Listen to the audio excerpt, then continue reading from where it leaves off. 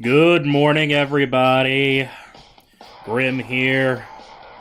It's time to do some art.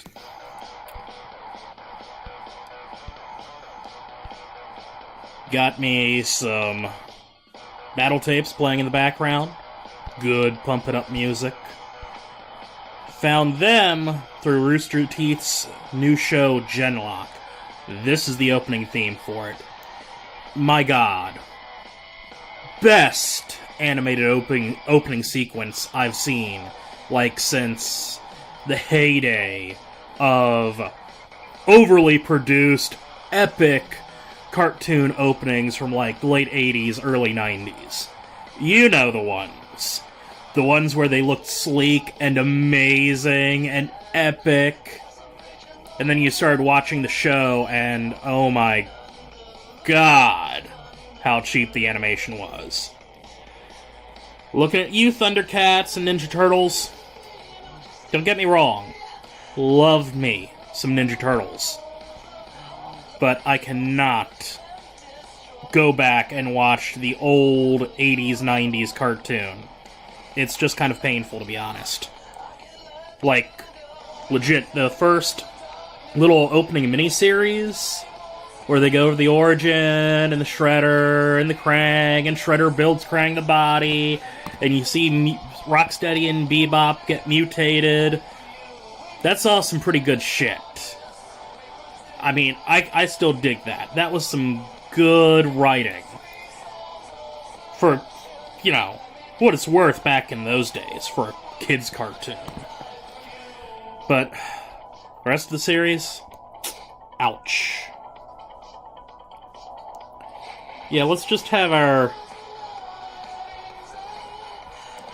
big bad reduced to a joke.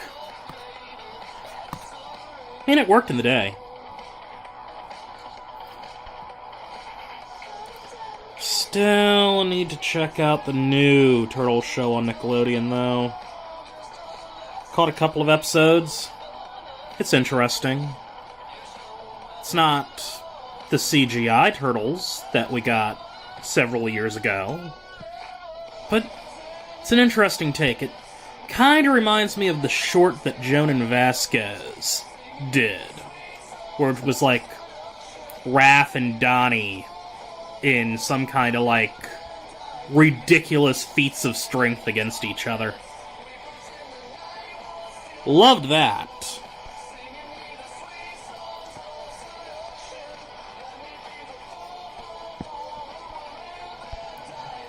Sorry if it's disorienting the way I move things around.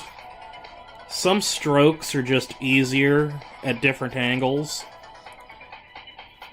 And when it comes to Voodoo Walrus, I kinda have to make things as easy as possible.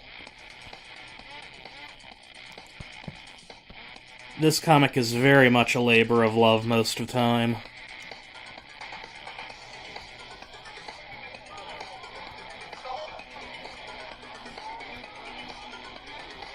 And anything I can do to get it done a little bit quicker and a little bit easier, the better. That's why I am making a heavy use of Sketchbook Pro's predictive stroke tool and steady stroke tools.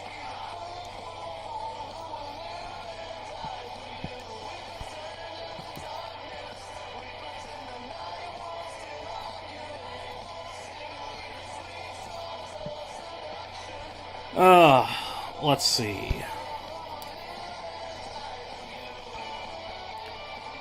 So, here's the thing. I don't know how many people really follow what I say online. And I know I'm not really as vocal online as I used to be. No time. But, day job has been retail for a little over 5 years now, right? Work a major grocery chain. One of the more popular ones in my area. And oh, boy, the people that come through. But I don't want to talk about the people. I want to talk about some of the products. So, We've all seen, like, the little cups of cereal, right? You know, little plastic cup, pull off the little plastic top, boom, little bowl of cereal to start your day with. That's fine. That's great. Nice. Except for the fact that if you're on the go, I mean, are you really going to get an entire pint of milk just for that little cup? No matter. So, we've started to evolve with this trend, right? You know, first, we had cereal. Then it was grits and oatmeal. Oh, okay, that's great. Again, don't really understand it. You kind of need more than just water for oatmeal on the go. You need milk and butter, in my opinion. But check this shit out, okay? Now, there's this shit that's pretty much the same container. Little bowl or cup. You pull it open, you pour the water in, you microwave it, and you know what you get? A pancake. That's right, folks. A pancake in a cup.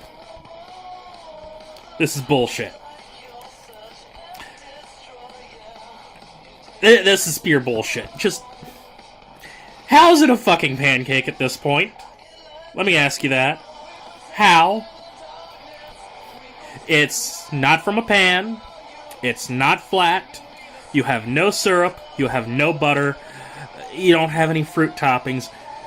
If you get the right one, you've got some kind of artificial maple flavoring or apple cinnamon flavoring or some shit like that. But come on. Come on, people. Why are we letting this happen? Oh, but look. It's got protein. They're protein cup of pancakes.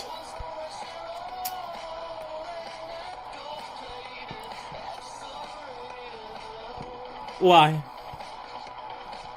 Why do you need that? Why do we need these things in our lives? It hurts me. This is the sort of shit I see every day for 40 hours a week. And people buy it. I get it. Convenience is a great thing. It really is. Lord knows I don't have time to do anything I want to do these days. Work 40, 45 hours a week, and get home. If I plan on actually cooking a meal for the Voodoo Walrus house, it's like, there we go. That's my night.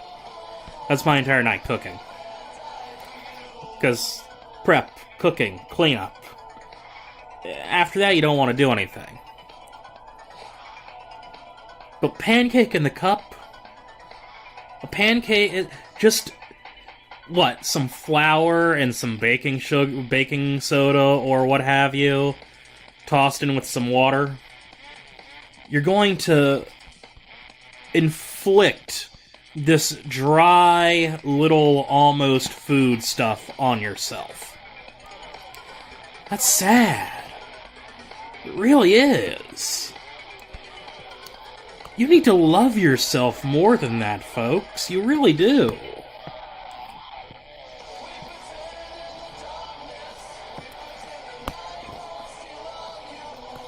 I don't get it.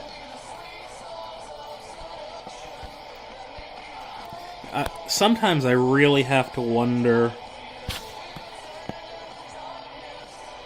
if I helped bring some of this shit into existence. Like, I spent years mocking ridiculous health food trends and convenience shit, and now it just kind of feels like it's all been created.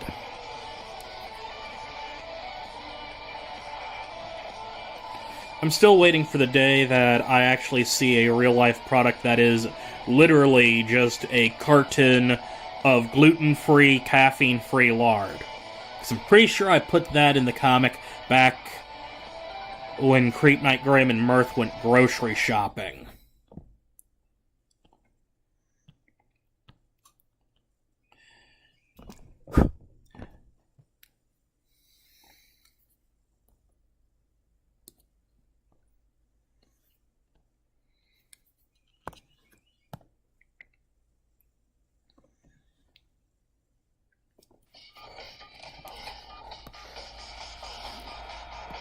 What do we got? Oh, we're still on battle tapes. Alright, that's fine by me.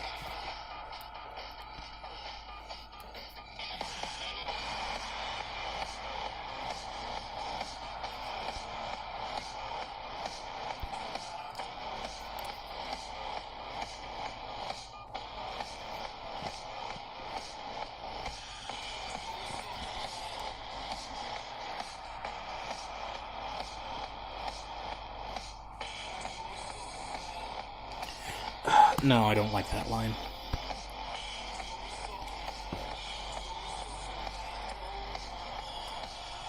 There we go, that's better. No, rogue line.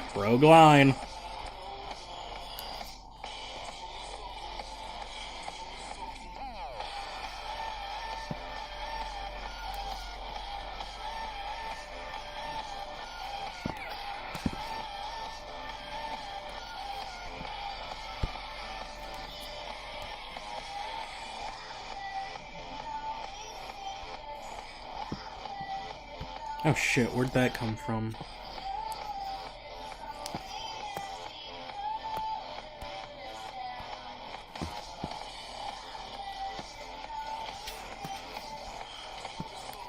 Let's try that again.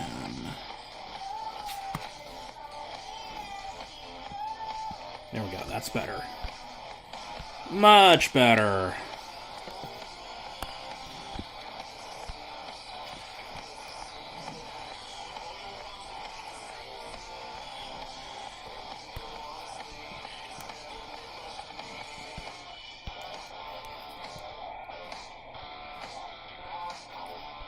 I'm gonna admit, I'm a little bit rusty on drawing right now. Kinda took a few days off from drawing. Mainly because I wanted to play a video game. It's not too often that the urge strikes, but sometimes I just gotta go through and hack and slash some stuff.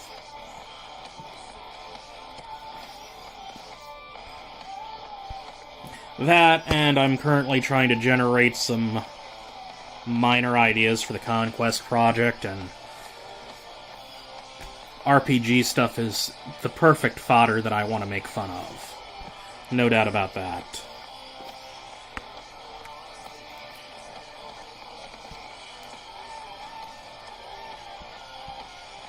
Mirth, what did I do with your mouth? Where did it go? There it is. Okay, good.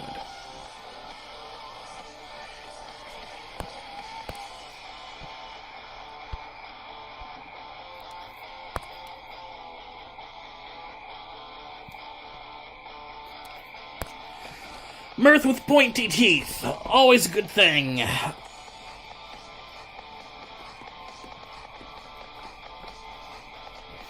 If anyone has to question why sometimes she has fangs and sometimes she doesn't, it's the same reason why sometimes she has glowy purple eyes and sometimes she doesn't. She's magic. That, and she's not entirely human.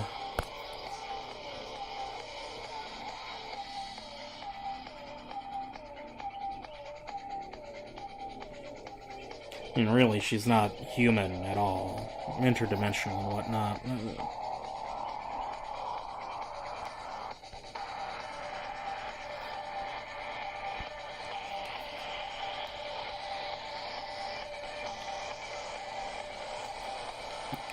Creep Knight's always kind of wanted Mirth and her dad to, like, be insect-based. I'm not a fan, though. Like, back in, like, the early pages, when we first had Mirth and her dad communicating, you know, he did a lot of, like, My Little Pill Bug type pet names, or nicknames, or whatever. That's cool, because, like, I can very much see more of an insect population in their home dimension. Like, that's where the stripy worms come from, too. There's some weird animal life over there. But, like, as far as them being bugs or insect base, not a fan. I'd rather things be a little bit more vague like that. Also, I really like drawing them with fangs and horns and things. You don't really get fangs with insects. I mean, you don't have teeth with insects at all, right? It's all sucky, tubey things.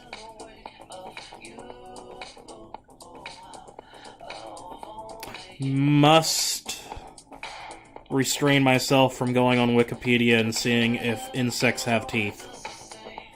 Because I'm just now realizing I don't know if insects actually have teeth or not. Or if, like, some insects do and some insects don't. I mean, I know, like, a lot of them have mandibles.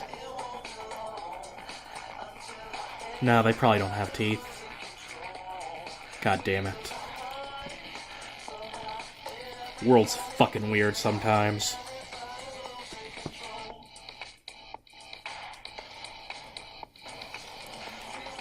So yeah. Spent a few days without actually getting much art done. Not fond of that fact, but it happens. Gamed. Binge-watched Season 3 of The Magicians. Good stuff. Aggravated me at the end, though.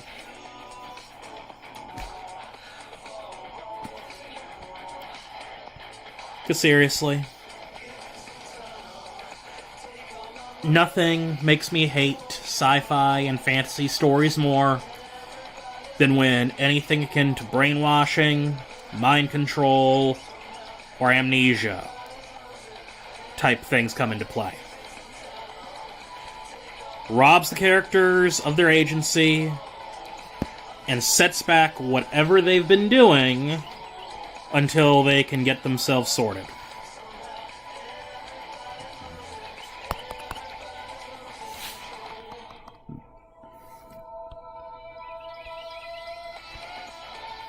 And usually, it's only done to stall out the forward momentum of characters.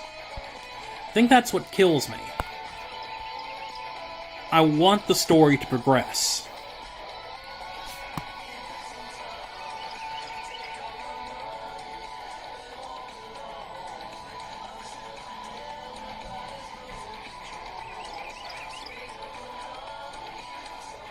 And a lot of times, I feel like the character losing themselves type plot really is sometimes just the writers masturbating over their own shit. Like, oh, but what if they had this other life? What if they didn't have memory of this? Isn't this interesting? Not really, because all you did was stall the overarching plot. Also, I know if they're a main character, their memory is going to come back eventually.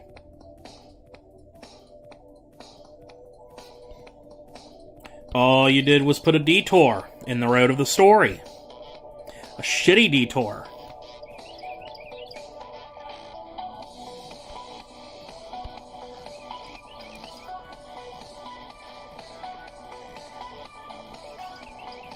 So please stop.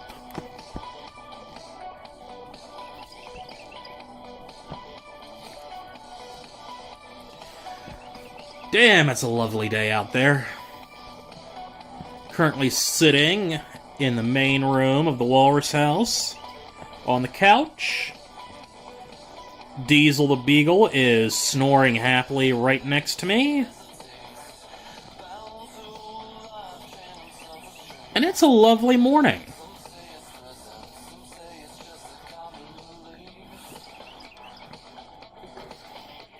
Ah, shit. There goes the last of that can of Coke.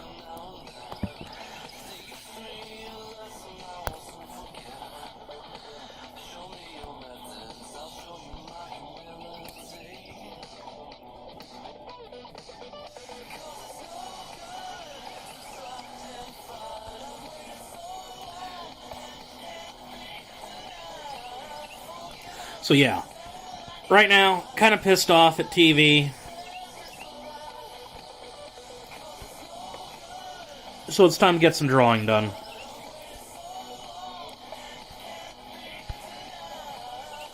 I'm hoping I can sit here and focus on getting most of the line work for this page done today. Because if I can get that taken care of, the coloring will be easy enough. And I can go ahead and work on the coloring in the upcoming week. And in the meantime, when I'm not doing that, I can work on some of the other art that desperately needs to be done. And also take care of some of the stuff around the house. Good lord.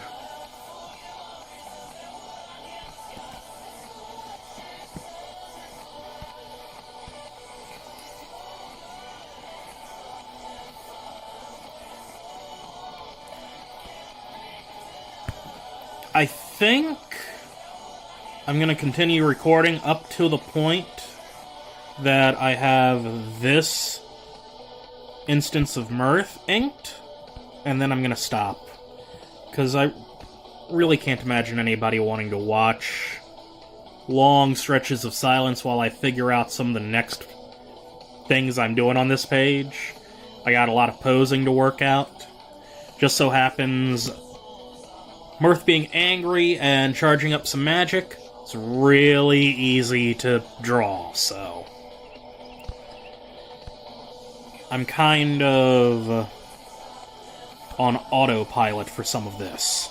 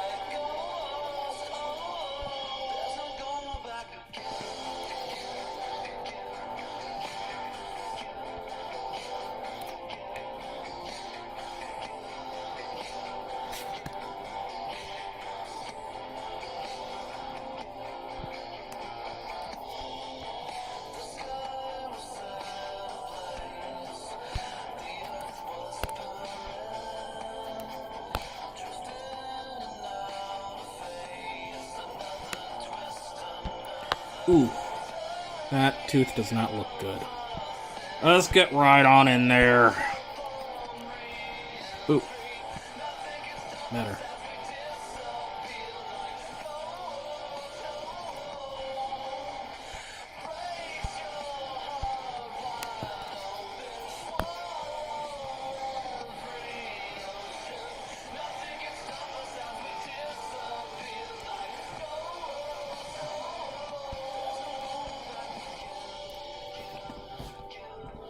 Hands are tricky.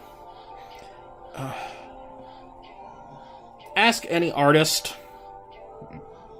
just starting out or who's been working for God knows how long, hands and feet tend to be the worst possible things to draw.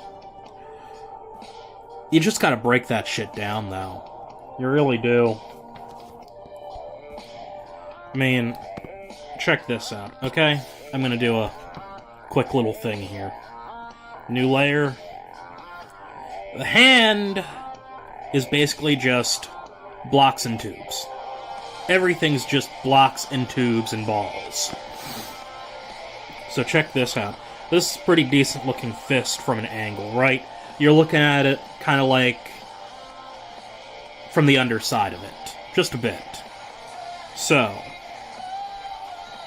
start with kind of weird square type thing, right?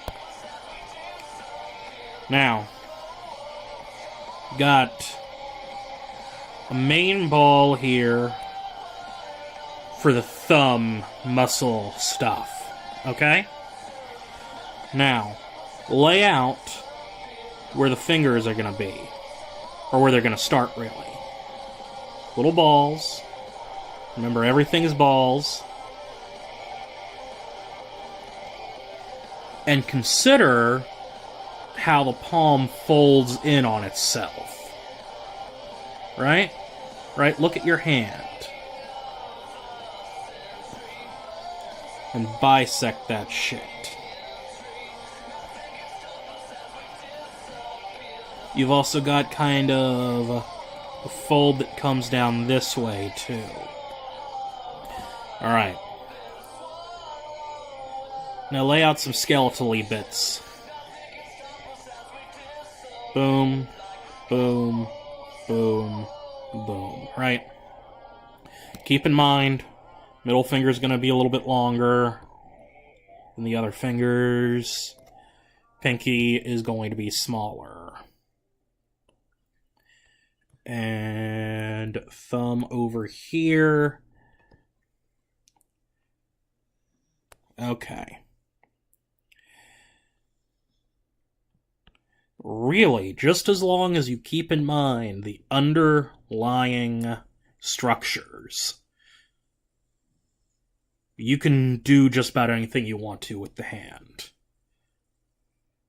If you're a digital artist, you've got a leg up because you can work in layers and you can go in and keep this structure on a base layer and then sculpt up from there on different layers, like give each finger a layer if you need to.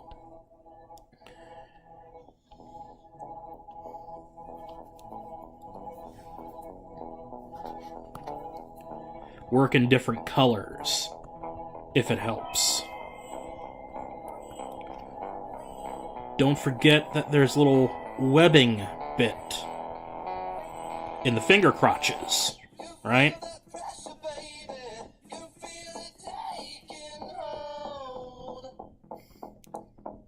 And of course, look at your own hands. Your references are literally right there at hand. If you need to, pose your hand how you need it to look. Take a picture of it if, you can't hold that, or if you need it from an angle that you can't physically kind of get at. Looking. Words. Yeah. Pictures. Take a picture of the hand pose that you need, and then reference that.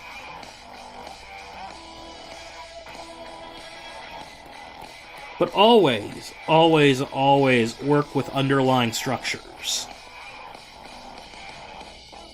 Start them rough, sculpt them out.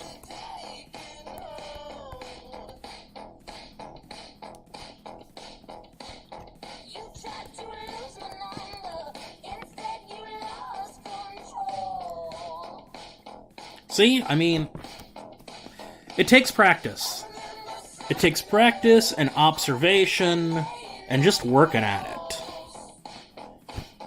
You will not believe how many artists, or wannabe artists, or potential artists, or people that want to get into art and become better, let's put it that way, have messaged me over the years, asking for tips, asking for pointers. And there's 3 things that I always tell them. Draw from life, draw from porn, practice, practice, practice. I know, draw from porn, right? But you know what? You get a lot of interesting positions from porn, and you get the naked form right there.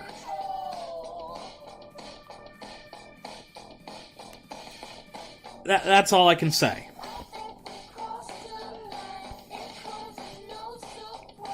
The only other option is going to require even more effort than that. Go take some classes. Go take some figure drawing classes. Simple as that. But one way or the other, you're going to have to practice.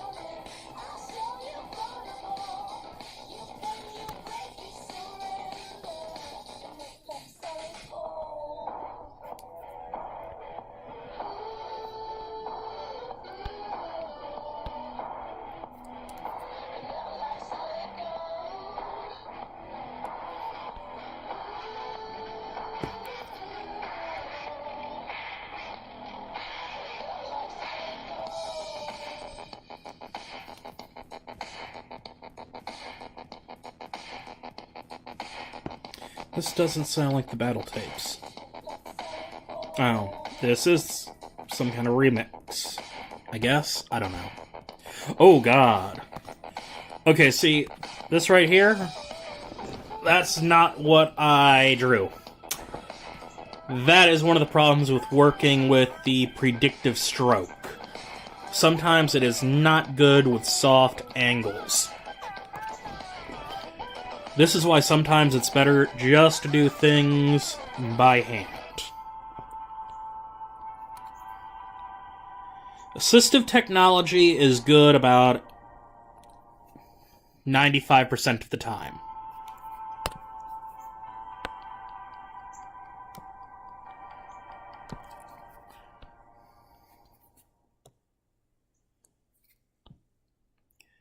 But it's only as good as its algorithms and you.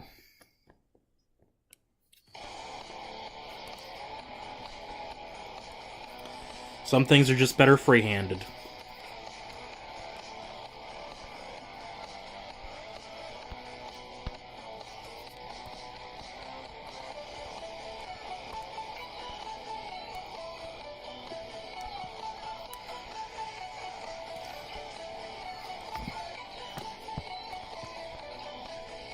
In fact, yeah, I'm just gonna leave it off for now. Honestly, the predictive stroke tool is most useful when I'm doing long lines that I'd really prefer be smooth. Even though by the time you really get down to it and we color and resize and letter, most people aren't going to notice the little line work details that I do. But that's okay. I do this for me.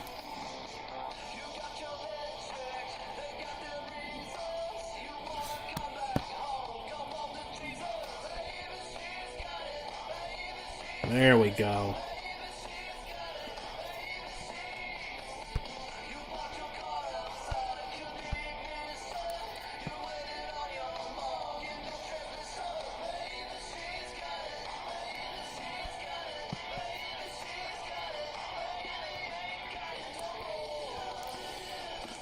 I wonder if anyone's ever bothered by the fact that I have never, ever given, what do you call them? Shit. You know, the little arms on glasses. Arms? Legs? The sticky bits on glasses. I wonder if anyone's ever been bothered by the fact that I don't do those for Mirth's glasses ever.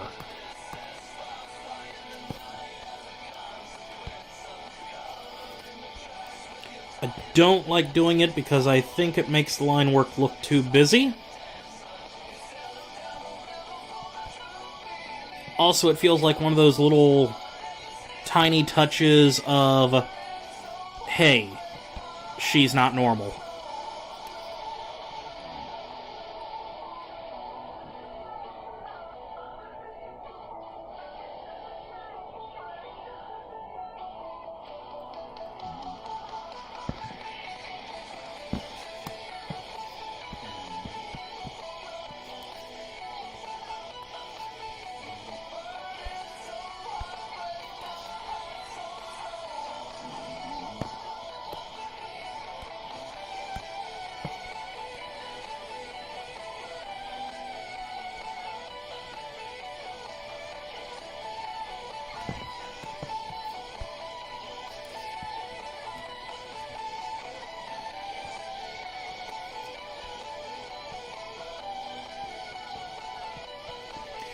Alright, there we go.